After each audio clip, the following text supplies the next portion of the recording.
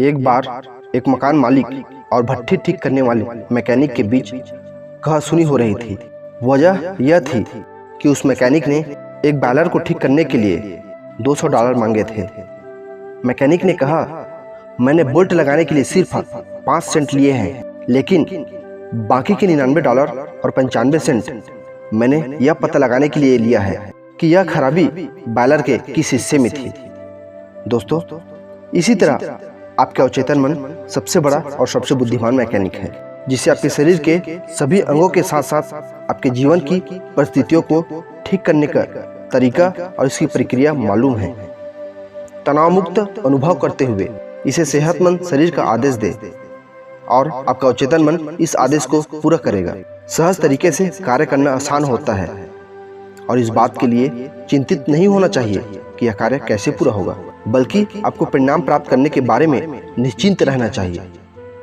समस्या चाहे आपकी सेहत का हो, आर्थिक स्थिति या रोजगार से जुड़ी हो, इसकी परवाह किए बिना अपनी समस्या के समाधान से मिलने वाली खुशी का एहसास करें। किसी गंभीर बीमारी से छुटकारा पाने के बाद जैसे खुशी की अनुभूति होती है, वैसे ही प्रसन्नता का भाव मन में लाए। इस बात को हमेशा ध्यान में रखें कि अवचेतन मन आपकी भावनाओं के आधार पर ही परिणाम उत्पन्न करता है। मन में आने वाले हर नए विचार के बारे में यह मान ले कि उसका परिणाम प्राप्त हो चुका है। आपके मन में यह भाव नहीं होना चाहिए कि उसका परिणाम भविष्य में मिलने वाला है, बल्कि मन में यह अनुभूति होनी चाहिए कि इसी क्षण परिणाम मिलने वाला है। दोस्तों, परिणाम पर संदेह नहीं करें, इच्छा शक्ति के बजाय कल्पना शक्ति का उपयोग करें। अगर आप अवचेतन मन का उपयोग करना चाहते हैं तो इच्छित परिणामों का विरोध करने वाले विचारों से परहेज करें। साथ ही अपनी इच्छा शक्ति का उपयोग नहीं करें। आपको इच्छित परिणाम और परेशानियों से मुक्ति की कल्पना करनी चाहिए।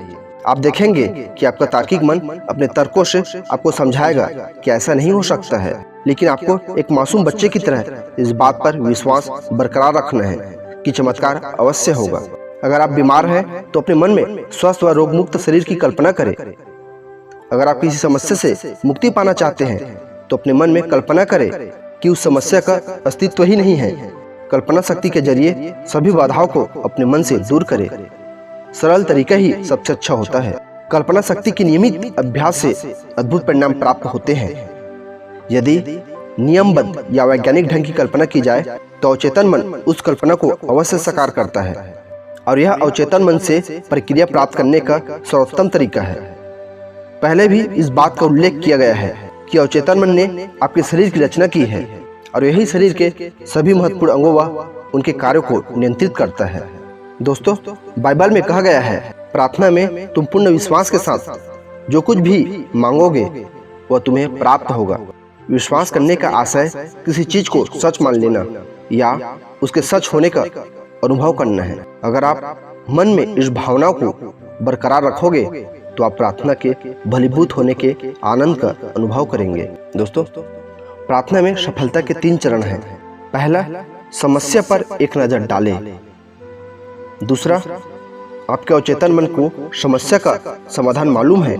इसी विश्वास के साथ उस परिस्थिति से बाहर निकलने का दायित्व अपने अवचेतन मन को सौंप दे। तीसरा, शांतचित्त होकर दृढ़ विश्वास के साथ मन में यह भाव लाए कि समाधान हो चुका है, मैं स्वस्थ हो जाऊं।